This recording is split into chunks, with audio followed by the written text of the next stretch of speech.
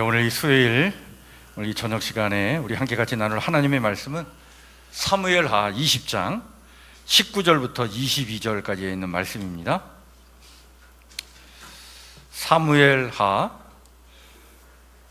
20장 19절에서 22절 다 찾으셔서 우리 4절 말씀이니까 천천히 한 목소리로 말씀을 같이 읽도록 하겠습니다.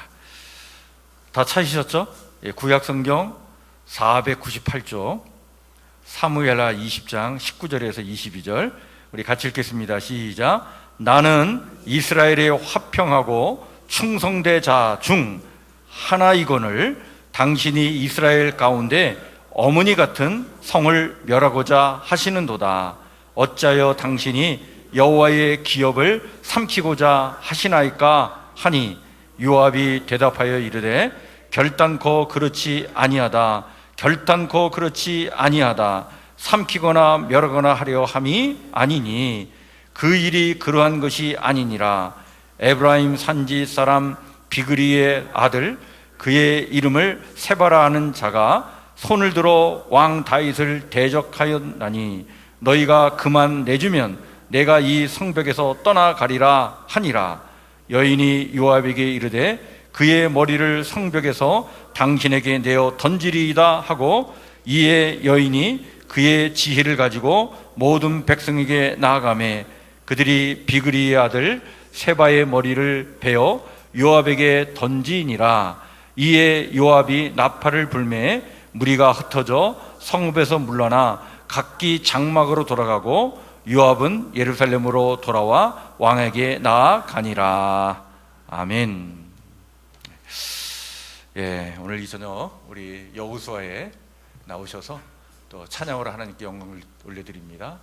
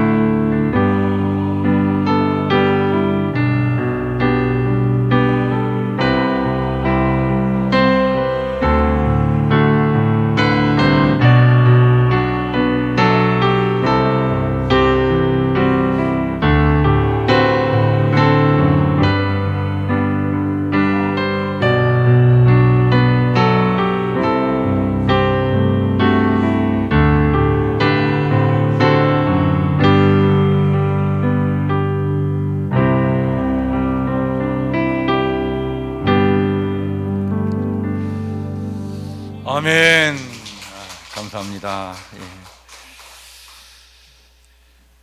오늘 우리 사무엘하 20장 말씀을 가지고 세바의 반란이라고 하는 제목의 말씀을 좀 나누고자 합니다.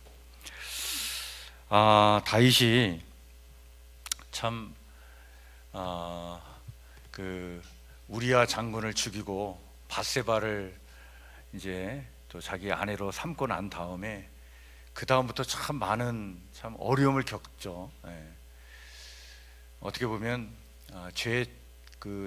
죄값을 톡톡히 치렀다 할 정도로 참 많은 어려움을 겪게 됩니다. 그 중에 하나가 바로 뭐냐면 압살롬, 자기의 아들 압살롬이 반란을 일으키지 않습니까? 그래서 그 압살롬의 반란 때문에 예루살렘에서 쫓겨가요. 그러니까 아들이 예루살렘을 점령하러 들어오니까 예루살렘을 버리고 도망쳐 갔다가 나중에 다시 이제 예루살렘을 다시 복귀한 후에 그 압살롬의 반란은 이제 진압되게 되죠. 그 압살롬을 요압 장군이 죽이지 않습니까? 자기 아들이 반란을 일으켰지만 아들이 죽었다는 소식을 듣고는 이 다윗이 굉장히 큰 슬픔과 괴로움을 겪게 됩니다. 그런데 이 압살롬의 반란을 진압하고 난 다음에 이 예루살렘으로 복귀하고 났는데 또 다른 반란이 일어났던 거예요. 오늘 이 사무엘하 20장은 그 이야기를 우리에게 해주고 있습니다. 그 반란이 바로 뭐였냐면 오늘 우리가 그 비그리의 아들 이렇게 돼 있는데 그 벨리아의 또 아들이라고도 이렇게 얘기를 하는데 그 세바라고 하는 인물이 이제 등장하게 됩니다. 이 세바가 일어나더니 뭐라고 외치냐면 우리는 다윗과 나눌 분깃이 없다 이렇게 이제 백성들을 선동을 합니다. 이게 무슨 얘기냐면 다윗은 유다 지파 사람이고 다윗은 사실 따지고 보면 유다 지파의 왕이 될 사람이지 우리 이스라엘 전체의 왕이 될 사람은 아니다. 그래서 다윗은 그냥 유다 지파만 통치하고 남은 지파들은 이제 우리가 우리의 힘으로 새로운 나라를 이루어야 되지 않느냐, 이러한 의미에서 반란을 일으킨 거예요. 그래서 우리는 다윗과 나눌 분깃이 없다, 따로 살자, 이런 선언이죠. 이 반란에 많은 사람들이 동조합니다. 그리고 사실 이 반란은 하나님이 세우신 질서에 대한 정면 도전이었어요. 하나님은 이제 다윗의 왕국을 통해 통일된 나라를 이루어 가시고 이제 언약 백성, 하나님께서 언약한 그런 나라로 이 이스라엘을 이제 하나님께서 이끌어 가시고자 했는데 반란을 일으켜서 이제 따로 하자라고 하는 것은 하나님의 어떻게 보면 뜻에 대한 정면 도전이었다. 이 세바는 사실은 여러분 베냐민 사람이에요. 이런 베냐민 사람이라는 게 뭐냐면 사울이 베냐민 지파 사람입니다. 그러니까 사울 왕은 이미 죽었어요. 사울 왕의 뒤를 이어서 다윗이 이제 새로운 왕이 돼서 이제 나를 이끌어 가고 있는 중인데 이 세바가 베냐민 사람이라는 것은 사울의 잔존 세력이었고 그 잔존 세력을 대표하는 인물이었다. 그러니까 그동안에 이 다윗에 대해서 불만을 갖고 있는 사람, 사울 편에 있었던 사람, 그 모든 사람들이 이 세바를 중심으로 다 모여든 거예요. 하나님의 뜻을 따르지 않고 자신의 생각대로 질서를 거역하고 뭔가 이제 새로운 어떤 세력을 형성해서 새로운 나라를 만들고자 하는 사람들, 그런 생각을 갖고 있는 사람들이 세바를 중심으로 다 모이게 되었다. 결국 이 세바의 외침은요 민족 분열을 조장했고 모든 이스라엘 지파는 그를 다 따르게 됩니다. 반면 유다 지파만 다윗 곁에 남아요. 그래서 이게 참 큰일 난 거예요. 다윗이 나라를 통일시켰는데, 통일된 왕국을 이뤘는데 이 세바의 반란으로 인해서 나라가 이제 갈라지게 된 것입니다. 다윗은 이 반란을 진압하기 위해서 아마샤라고 하는 사람을 군사령관으로 세워서 임무를 수행하게 하죠. 근데 이 아마사가 이 임무를 수행하는 데 있어서 이렇게 실패를 합니다. 오늘 우리가 앞부분에 읽지는 않았지만 이제 그 앞부분에 그런 얘기가 나와요. 그래서 이 아마사가 사실 부족한 면이 있어서, 그래서 다윗이 아마사를 도와주라고 아비새를 급파합니다.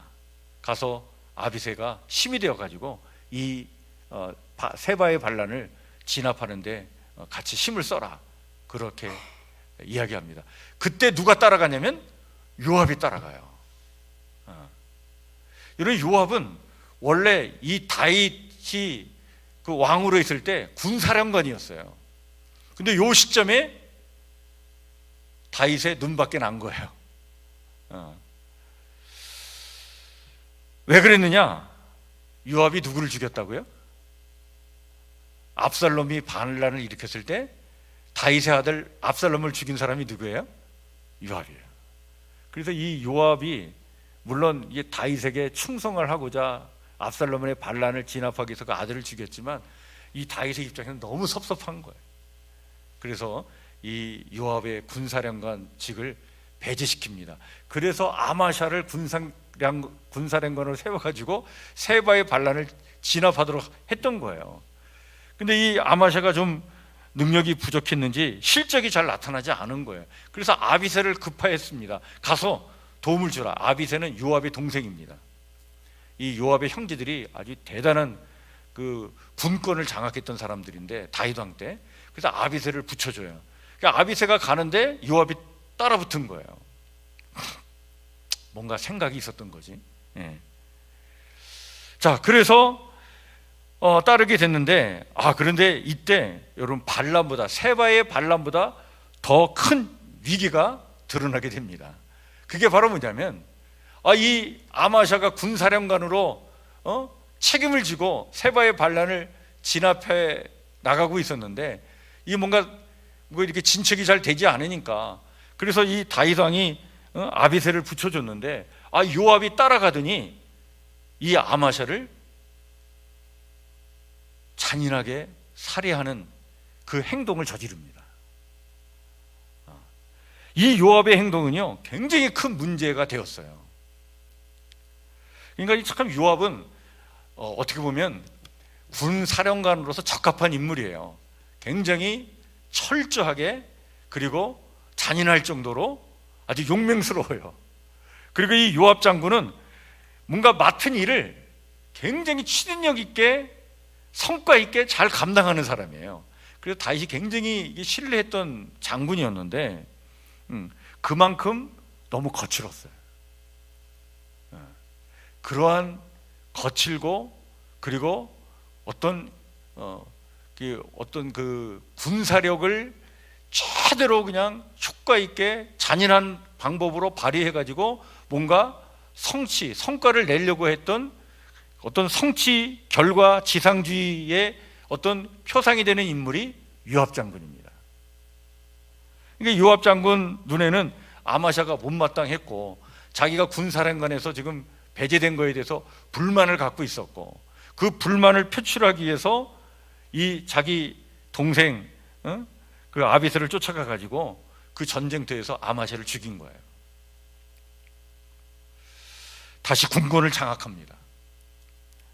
그러니까 세바의 반란을 진압하러 군사를 동원시켰는데 군대 안에서 또 반란이 일어나 가지고 요압이 군권을 차지하는 참 웃지 못할 일이 일어나게 된 거예요. 이 요압 장군이 얼마나 힘이 대단했든지 다윗이 더 이상 손을 못 써요. 그래서 어떻게 보면 하나님의 방식은 모든 절차와 과정이 의로움과 정의로움으로 이게 이루어지기를 원했는데 요압은 그런 사람이 아니었어요. 그런 방식으로 일을 처리하지 않습니다.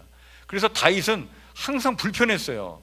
하나님의 방식대로 일이 처리되기를 원했는데 너무나 이 요압은 거칠게 효율, 속도, 성취 막 눈에 보이는 결과 막 이런 거에 집착하다 보니까 너무 과격했던 거예요. 그 과격하게 압살롬을 죽이지 않아도 되는데 죽여버리는 그 일 때문에 마음의 상처를 입었던 이 다윗이었는데, 그래서 아마샤를 보냈는데, 이 아마샤를 죽이고는 자기가 하나님의 방식을 따르지 않고 자기의 방식대로 일을 처리하기 위해서 다시 군권을 장악하는 일이 일어나게 되었다. 그 상태에서 이 요압이 군대를 이끌고 거칠게 막 세바를 밀어칩니다. 그게 오늘 여러분들 이 사무엘하 20장에 나오는 이야기입니다. 그런데 여러분들 이렇게 해서 요압이 말이죠, 이 거친 폭력성, 이 잔인한 칼로 세바의 반란을 진압시켜서 결국에는 승리를 하게 되지만, 여러분 항상 이렇게 잔인하게 폭력적으로 그리고 눈에 보이는 효과만을 추구해 나갈 때 거기에는 반드시 또 다른 문제가 또 발생해요. 그게 사실 역사의 교훈이고 성경에도 그러한 이야기들이 너무 많이 나옵니다. 이런 면에서 참 요압은 너무 부담스러운 존재야. 하나님의 방식, 의롭고 정의롭고 공의로운 방식보다는 인간의 방식을 철저하게 따랐던 사람이 요압이었다. 그래서 요압은 하나님보다 앞섰고 교만했고 자기 생각대로 움직였다. 근데 뭐 요압을 제지할 수 있는 방법이 없어요. 왜냐하면 직접 자기가 나가가지고 아마샤 군사령관을 죽이고 자기가 군권을 장악했으니까. 그리고는 거침없이 그 폭력성을 가지고 세바를 몰아치는데, 이때 세바가 어디에 숨어드냐면 성경에 보니까 벳마아가라고 하는 곳에 숨어듭니다. 이 벳마아가는 어디냐면요, 여기 이스라엘 땅이 이렇게 보면 저 북쪽에 단이라고 하는 도시가 있어요. 단부터 부엘세바까지, 우리로 얘기하면 백두에서 할라까지가 우리의 이 대한민국의 영토잖아요. 이스라엘은 땅을 어떻게 그 영토를 구분했냐면 단부터 어디까지? 부엘세바까지, 남쪽에. 북쪽은 단. 그 북쪽 단 옆에 벳마아가라고 하는 성읍이 있어요. 거기까지 도망쳐 갔는데 거기까지 그냥 밀어붙여서 추격해 간 거예요. 그래서 성을 완전히 포위해 버립니다. 그래 놓고는 이 요압이 거칠게 막 몰아치면서 성을 완전히 다 파괴시키려고 했던 거예요. 그러니까 성 안에 있는 사람들이 난리가 난 거야. 자, 여러분, 만약에 이렇게 거칠게 성을 포위하고 그러한 폭력성을 가지고 성을 점령해서 세바의 반란을 제압을 하면 물론 깨끗하게 빨리 일은 처리할 수 있겠죠. 그런데 항상 후유증이 남습니다. 이런 일은.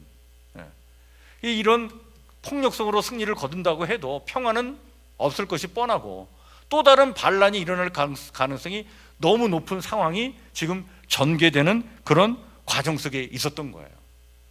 자, 그런데 이렇게 어떻게 보면 참 절체절명의 위기 속에 한 여인이 등장합니다. 그 여인이 등장한 이야기가 오늘 우리가 읽은 본문 말씀이에요. 이 전쟁의 마지막 국면에 한 지혜로운 여인이 등장하는데, 이 여인은 성경에 이름도 없어요. 참 그 이름도 없는 여인들이 이렇게 훌륭한 일을 해요. 이 여인은 그 벳마아가라고 하는 성에 살고 있었던 여인이었는데, 이 여인이 막 그 요압 군대가 막 몰아쳐가지고 성을 막 둘러싸고 그냥 성을 막 함락할 직전으로 막 몰아붙이니까 그 성벽에 그 성문에 서서 요압에게 외칩니다. 오늘 그 외치는 말씀이 오늘 우리가 읽은 본문 말씀이에요. 이렇게 얘기하죠. 나는 이스라엘의 화평하고 충성된 자 중 하나이거늘 당신이 이 성을 왜 멸하고자 하느냐. 우리 이 벳마아가라고 하는 이 성읍 사람들은 오래전부터 이스라엘의 평화를 위해서 충성을 다해온 사람들이고 그런 백성 아니냐. 그 많은 성들 중에서 이런 역할을 잘 감당해 왔던 어떻게 보면 어머니와 같은 도시의 역할을 한 이 성읍 사람들인데 너희가 왜 이 성을 이렇게 파괴하려고 하느냐 라고 얘기하죠. 그때 이 이야기를 들은 요압 장군이 이 여인에게 얘기를 합니다. 우리는 세바를 원한다. 세바를 내어주면 우리가 세바만 넘겨주면 된다. 그러면 성은 파괴시키지 않겠다. 그렇게 얘기하죠. 그래서 결국에는 이제 이 여인이 그 성읍 사람들을 설득시켜서 세바의 목을 베어가지고 요압에게 던져주죠. 그래서 요압은 성을 파괴시키지 않고 결국 세바의 반란을 진압하고 돌아가는 이야기로 오늘 성경은 끝납니다. 자, 그런데 여러분 오늘 이 말씀 있잖아요. 이 여인이 요압 장군에게 던진 이 말, 나는 이스라엘의 화평하고 충성된 자 중 하나이거늘 당신이 이 성을 왜 이렇게 멸하고자 하느냐라고 당당하게 성문에 서서 이 요압 장군에게 용기 있게 말을 했던 이 여인의 이 지혜롭고 용기 있는 이 말은요, 아주 거칠게 그냥 폭력성을 가지고 잔인하게 막 그냥 백성들을 몰아붙이는 이 요압의 전진을 딱 그냥 막아 세운 그런 용기 있는 그런 신앙의 언어였다. 이 여인의 이 한마디로 거친 요압의 그 폭력성의 흐름이 딱 여기서 멈춰요. 여러분, 이게 굉장히 중요한 사건입니다. 만약 이 여인이 나타나서 용기 있게 지혜롭게 요압 장군 앞에 나서지 않았으면 이 벤마아가 성읍은요 한순간에 다 그냥 불바다가 됐을 거예요. 세바만 죽이는 것으로 끝나지 않고 이 성읍 사람들을 다 그냥 몰살시킬 수 있는 그러한 일이 벌어질 판이었어요. 왜냐하면 요압이 아마샤를 죽인 사람 아닙니까? 다윗이 파견한 군사령관을 죽인 사람이에요. 그런 사람이 뭘 못하겠습니까? 눈에 뵈는 게 없는 거예요. 뭔가 성과를 이루겠다고 한다면 뭐 거침이 없는 사람이 요압이. 그런데 그 거침이 없는 그 전쟁의 소용돌이를 잠잠케 한 여인의 용기 있고 지혜로운 이 말, 이거는 너무나 중요한 그러한 신앙의 언어였고, 그리고 정말 하나님의 말씀과 같은 그런 능력을 가지고 있는 힘이 있는 말이었구나. 이 여인의 말 한마디에 그 거친 폭력성은 딱 멈추고 잠잠해집니다. 그래서 세바 내주고 그리고 평화가 다시 찾아와요. 여러분, 이 여인은요 전쟁보다 화평을 택할 줄 아는 지혜를 가졌던 거예요. 이 지혜로운 여인은 이름도 알려지지 않았지만 하나님의 뜻을 이룬 자였다. 평화가 사라질 위기에서 성문에서 외칠 그 용기와 지혜를 가진 이 여인, 그 용기와 지혜의 말로 그 평화가 완전히 깨질 수 있는 상황에 다시 하나님의 질서가 회복되도록 참 역사의 어떤 전환점을 이룬 그런 참 위대한 여인이 오늘 이 성경에 나오는 여인이구나. 여러분, 우리가 오늘 읽질 않았지만 여러분 성경을 찾아보시면 이제 사무엘하 20장은요 그 23절부터 25절에 보면 이 세바의 반란을 딱 진압하고 난 다음에 다시 다윗의 정부 조직을 정비하는 장면으로 끝납니다. 그래서 이제 다윗이 누구누구를 뭘로 삼았다 이렇게 얘기가 나오는데, 이때 요압을 군사령관으로 다시 삼았다 이런 얘기가 나와요. 그러니까 요압이 자기 자리를 잃었던 걸 다시 쟁취한 거예요. 그런데 요압이 군사령관으로 복귀하지만 여러분, 요압의 인생 결말이 어떻게 끝나는지 잘 아시죠? 여러분, 우리가 성경을 통독하다 보면 이제 열왕기상 2장을 곧 읽을 텐데, 열왕기상 2장에 가보면 요압 장군이 마지막이 어떻게 되는지 자세하게 성경이 기록해 주고 있습니다. 다윗이요 아들 솔로몬에게 왕권을 내주면서 유언을 남겨요. 그때 무슨 얘기하냐면 요압을 믿지 말라 이렇게 얘기합니다. 요압은 철저하게 경계해야 될 인물이다. 왜냐하면 요압 때문에 참 도움도 많이 받았지만 요압 때문에 너무 힘든 일을 많이 겪었어요, 다윗이. 그래서 이 아마시아 이야기를 해주면서 요압이 어떤 인물인지 반드시 기억하라, 이렇게 일러줘요. 그런데 이 요압이 다윗이 이제 거의 이제 다윗의 시간이 끝날 즈음에 솔로몬으로 왕권이 이양되는 과정 속에서 압살롬의 동생으로 그때 당시에 왕권 순위 1순위에 있던 사람이 누구냐면 아도니아라는 사람이, 왕자가 있었어요. 이 아도니아가 자기가 왕이 되려고 수작을 부립니다. 그래서 솔로몬에게 그 다윗이 다 이제 왕권을 이제 인수하고 이제 솔로몬에게로 이제 왕권이 이게 이양되는 과정 속에 아도니아가 반란을 일으켜요. 그 아도니아 편에 누가 서냐면 요압 장군이 그 편에 섭니다. 왜? 요압은 어떻게 판단했냐면 솔로몬은 자기 손에 잡힐 사람이 아니라고 생각을 한 거예요. 근데 아도니아는 자기 손에 잡힐 사람으로 여겼어요. 그래서 아도니아 편에 딱 섭니다. 근데 솔로몬이 그걸 알았어요.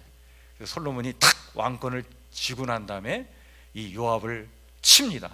요압이 도망치는데 어디로 도망치냐면 성막 제단으로, 대전에 있는 곳으로 도망쳐갖고 제단 뿔을 잡고 그가 살려달라고 막 이제 빌죠. 그때 이 솔로몬이 그의 이제 군사령관 역할을 했던 분야야라고 하는 장군을 보내가지고 그 제단 뿔을 잡고 있던 요압 장군을 그 자리에서 쳐버립니다. 그래서 이 요압이 참 이렇게 그 거칠게 폭력성을 가지고 잔인하게 그 군권을 장악해 왔는데 그 결과는 참 비참하게 끝나요. 여러분 이제 성경 통독하면서 열왕기상을 한번 잘 살펴보시길 바랍니다. 자, 오늘 이 세바의 반란에 얽힌 이야기를 통해서 오늘 이 성경 본문 이야기가 우리에게 주는 매우 중요한 어떤 키포인트가 있습니다. 두 가지를 저는 여러분들 이 말씀을 정리하면서 같이 나눴으면 좋겠어요. 첫 번째는 바로 뭐냐면, 여러분 하나님의 질서는요 인간의 어리석음과 욕심과 실수 속에서도 회복을 향해 나아간다는 사실을 기억하시길 바랍니다. 이게 하나님의 역사예요. 하나님이 이 땅에 하나님의 나라를 이루시기 위해서 하나님은 계획을 갖고 그 일을 추진해 나가는데, 그 하나님의 질서를 어기는 인간의 어리석음이 있어요. 인간의 욕심이 있어요. 인간의 실수도 있어요. 그런 것이 하나님의 질서를 막 흔들어 놓는 일들이 반드시 일어납니다. 그러나 그런 중에도 하나님은 그런 과정 속에서도 당신의 그 뜻을 이 땅에 세우시고 그 뜻을 회복시켜 나가는 방향으로 이 역사를 이끌어 가시는 줄 믿으시길 바랍니다. 두 번째는요, 불완전한 사람들, 불완전한 상황 가운데서도 하나님은 이 벤마하가라고 하는 성을 구하시려고 지혜로운 여인을 예비하셨듯이, 그렇게 하나님은 당신의 뜻을 그렇게 준비된 사람들로 통해서 그 일을 이루어 가시는 줄 믿으시길 바랍니다. 그 사람들이 우리 눈에는 안 보일 수 있어요. 오늘 이 성경에 등장하는 이 여인이 이름도 없는데 누가 알겠어요? 그런데 하나님은 놀랍게도 이런 사람도 준비하고 계시는구나. 오늘 이 말씀의 교훈은 분명합니다. 세 사람을 통해 오늘 우리에게 이렇게 질문을 던지고 있는 것이죠. 자, 이런 하나님의 섭리의, 역사의 섭리에 오늘 등장하는 이 무명의 여인처럼 우리 또한 여러분 그런 용기와 지혜로 하나님의 뜻을 이루어드리는 사람이 되기를 위해서 기도하는 오늘 우리의 기도가 있기를 소망합니다. 여러분, 위기를 칼이 아니라 지혜와 용기로 풀어나가서 참된 평화를 이루는 사람, 하나님은 그런 사람을 쓰십니다.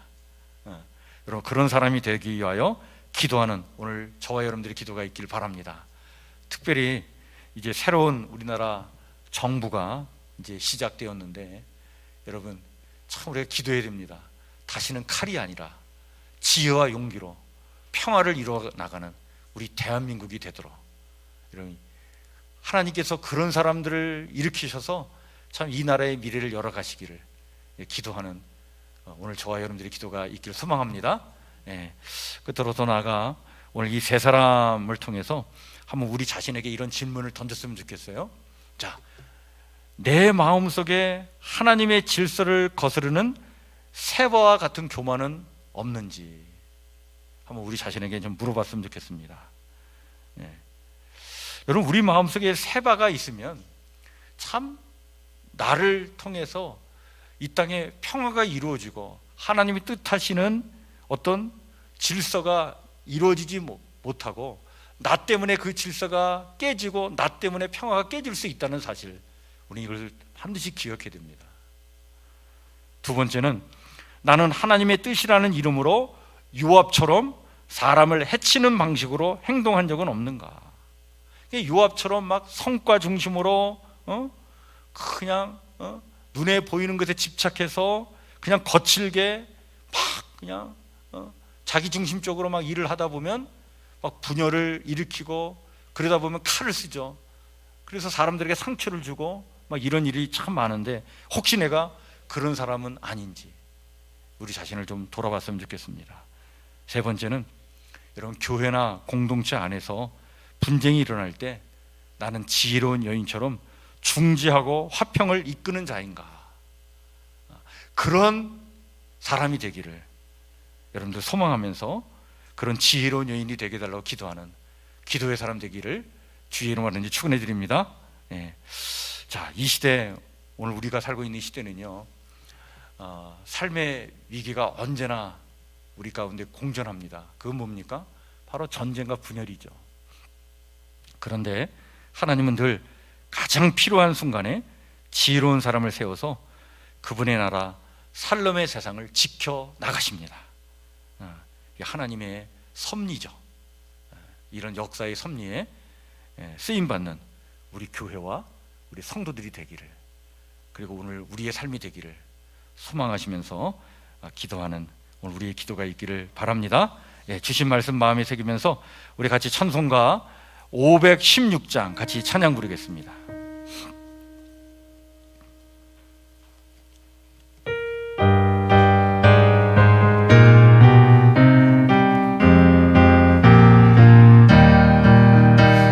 옳은 길 따르라 의의 길을, 세계 만민의 참된 길, 이 길 따라서 살기를 온 세계에 전하세.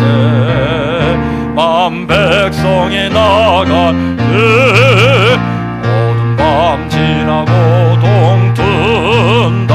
환한 빛 보아라 저 빛, 저 예수의 나라 이 땅에 곧 오겠네 오겠네. 예수 따르라 승리의 주, 세계 만민이 나가 길과 진리요 참 생명 내 장검을 부수고. 나 따르라 화평과 밤 지나고 동튼다. 환한 빛 보아라 저 빛, 저희 예수의 나라 이 땅에 곧 오겠네 오겠네. 놀라운 이 소식 알리오라. 세계 만민을 구하려 내 주 예수를 보내신 참 사랑의 하나님. 만 백성이 따를 어두운 밤 지나고 동튼다. 환한 빛 보아라 저 빛, 저희 예수의 나라 이 땅에 곧 오겠네 오겠네. 고난 길 헤치고 찾아온 길, 많은 백성을 구한 길, 모두 나와서 믿으면 온 세상이 마침내 이 진리에 살겠네. 어두운 밤 지나고 동튼다. 환한 빛 보아라 저 빛 저희 예수의 나라 이 땅에 곧 오겠네 오겠네. 기도합니다. 하나님, 오늘 사무엘하 20장 말씀을 통해 우리 안에 감추어져 있는 사바의 반란을 보게 하시고, 또한 요압처럼 자기 중심적인 열심을 가지고 거칠게 폭력적으로 성과만을 바라보고 살아가는 또 우리의 모습을 보게 하신 것 하나님 감사를 드립니다. 이러한 모습이 우리 안에 있다면 회개하오니 하나님 저희를 다시 한번 용서해 주시옵고, 하나님의 뜻과 섭리와 하나님의 의로움과 공의로운 방식을 쫓아 살아갈 수 있도록 다시 한번 우리의 믿음을 온전케 하여 주시옵소서. 오늘 이름도 기록되지 않은 한 무명의 여인의 지혜와 용기를 우리가 마음에 새기기를 원합니다. 정말 참된 평화를 위하여, 또 성읍에 살고 있는 백성들의 안위를 위하여 용기 있게 나서서 그 거칠게 폭력성으로 다가오는 유압을 용기 있는 말로 제압하고 하나님의 질서와 평화를 이루어 나갔던 그 무명의 여인의 그 지혜와 용기 너무나 아름답고 위대합니다. 하나님, 이런 모습이 우리 안에 있기를 원하오니 하나님 우리와 함께하여 주시옵소서. 지혜로, 용기로, 공의로움으로 우리의 삶의 자리에서 하나님의 뜻을 추구하며 하나님이 원하시는 일을 감당해 나가는 그런 선한 마음을 갖고 하나님 이 땅을 살아가는 우리 성도들 되길 원합니다. 하나님 우리와 함께해 주옵소서. 나라를 위해 기도합니다. 이제 새로운 정부가 들어섰습니다. 이제 거친 칼의 아버지님이여, 이제 역사는 끝나게 해 주시옵고 용기와 지혜로 평화의 세상, 새롭게 공동체가 화합하고 하나가 되는 새로운 세상을 다시 한번 열어나가길 원하오니 하나님 이 땅을 굽어 살펴주시고 이 일을 위하여 아버지 하나님 새로운 정부가 새로운 마음으로 새롭게 설 수 있도록 도와주시옵고, 정신 차려 백성들이 원하는 일이 무엇인지, 하나님이 뜻하신 일이 무엇인지를 늘 분별하여 나라를 이끌어 갈 수 있도록 하나님 저들과 함께하여 주시옵소서. 이 땅에 그리하여 참된 평화의 역사가 정착되길 원합니다. 함께 공존하며 화합하는 나라가 세워지길 원합니다. 하나님 우리의 기도에 응답하여 주시옵고 이 나라를 하나님 지켜 주시옵소서.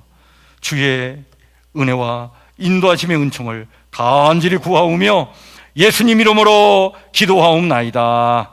아멘. 하늘에 계신 우리 아버지, 아버지의 이름을 거룩하게 하시며 아버지의 나라가 오게 하시며 아버지의 뜻이 하늘서와 같이 땅에서 이루어지게 하소서. 오늘 우리에게 일용할 양식을 주시고 우리가 우리에게 잘못한 사람을 용서해 준 것 같이 우리 죄를 용서해 주시고 우리를 시험에 빠지지 않게 하시고 악에서 구하소서. 나라와 권능과 영광이 영원히 아버지의 것입니다. 아멘.